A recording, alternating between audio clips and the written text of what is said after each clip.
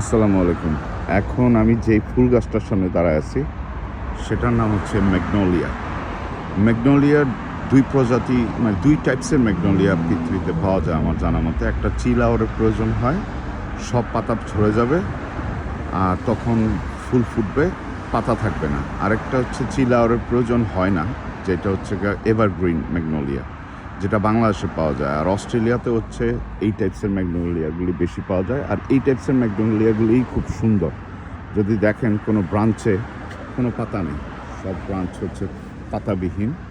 ফুলটা ফুটবে, ফুলটা যখন শেষের দিকে যাবে তখন এরকমভাবে পাতা আসতে শুরু করবে। এখন গাছটা ফুল ব্লুমিং চলতেছে, একটা সময় হচ্ছে গিয়ে ফুলগুলি সব ঝরে যাবে, তারপর হচ্ছে গিয়ে পাতা আসবে। এইটা পিঙ্ক কালারের, রেড কালারের ম্যাগনোলিয়া আমি দেখছি, ডার্ক রেড, আরও ভিন্ন ভিন্ন কালারের ম্যাগনোলিয়া আমার চোখে পড়ছে। এটা বাংলাদেশে এক ছোটো ভাই নিয়ে গেছিলো, কিন্তু গাছটা বাঁচে নেই। কেন বাঁচে নেই সেটা জানি না, বাঁচার কথা। তবে সামনে হয়তো বা চেষ্টা করবো আমরা। ম্যাগনোলিয়া আমার খুব পছন্দের একটা ফুল। ধন্যবাদ।